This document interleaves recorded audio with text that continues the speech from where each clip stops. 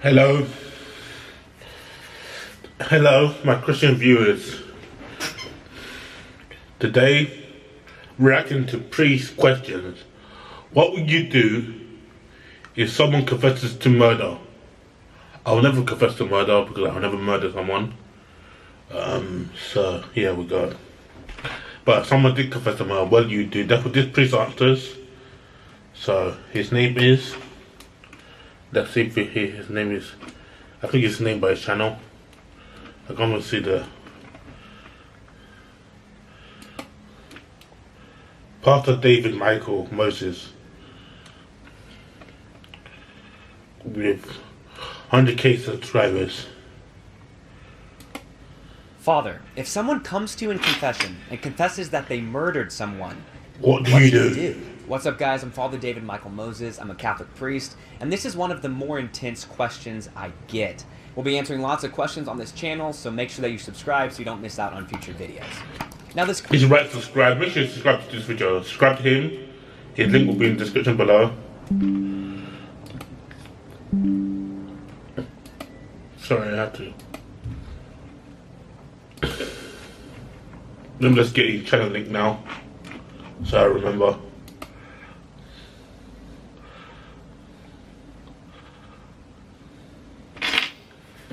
I'm just gonna get his channel link.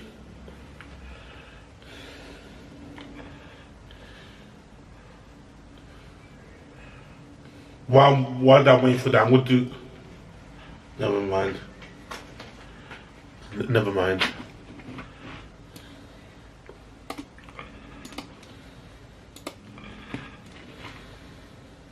I'm just gonna put up my notes up.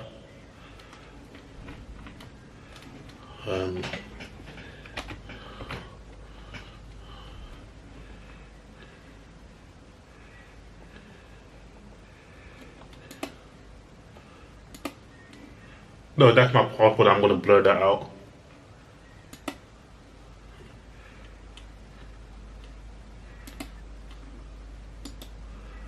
So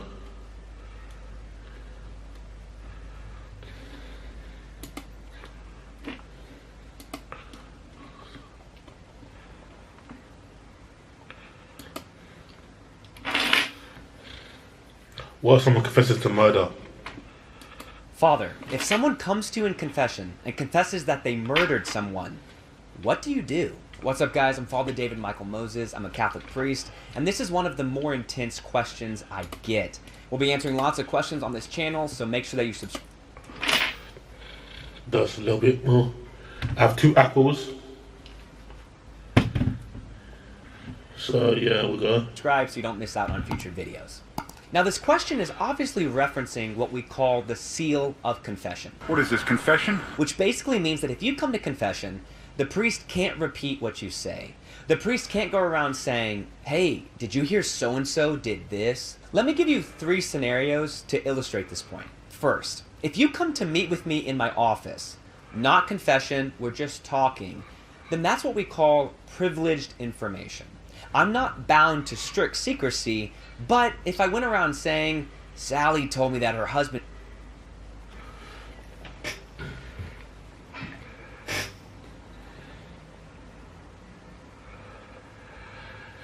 It's a little bit laggy because I put up the quality.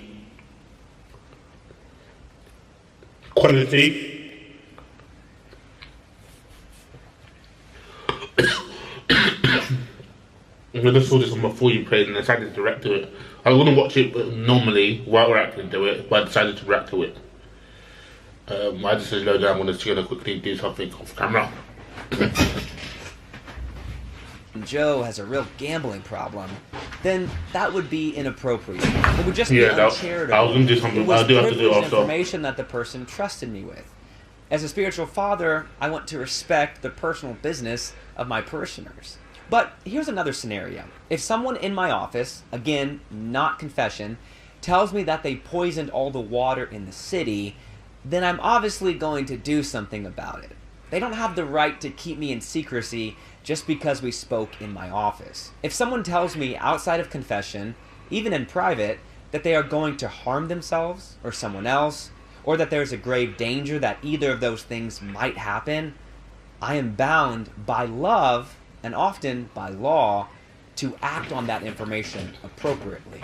But, by contrast, if you come to confession, we're clearly in the sacrament of confession, we're going through the ritual, then whatever you say in confession, I cannot repeat under any circumstances. We call it the seal of confession because the sins are sealed in secrecy. No matter what sins are said in confession, the priest cannot say or do anything. So,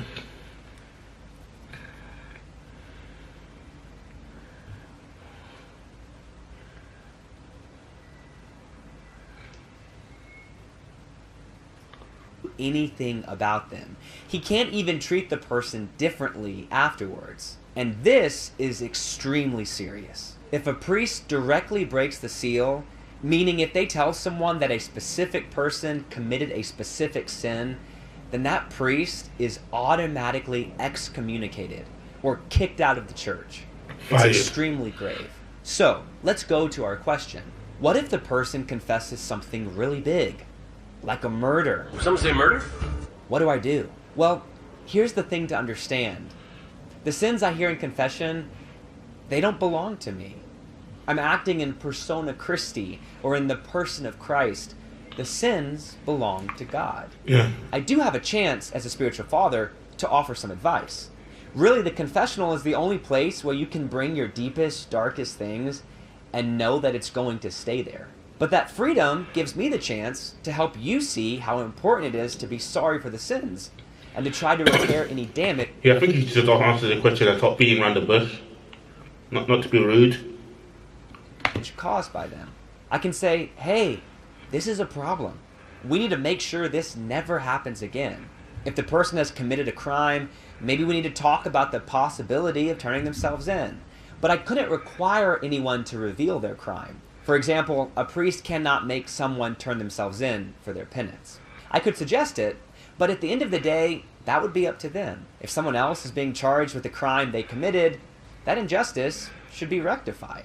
So, if someone comes to me in confession and confesses that they murdered someone, what do I do? Well, I forgive them in the person of Christ. That's the power of what Jesus did on the cross. What he did. So you can't basically, even if you confess a murder, because it's a seal of confession, he can't do anything and he has to forgive them because of Christ.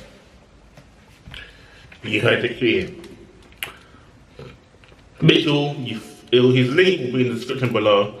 Make sure you follow him because, yeah.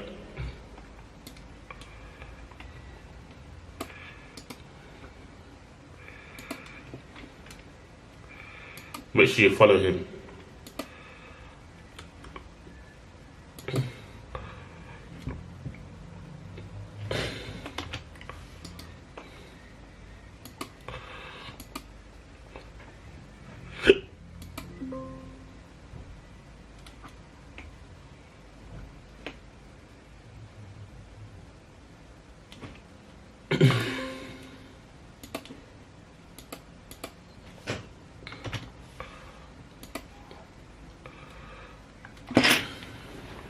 Forgot the question mark, I couldn't save the file as the name I wanted to save it.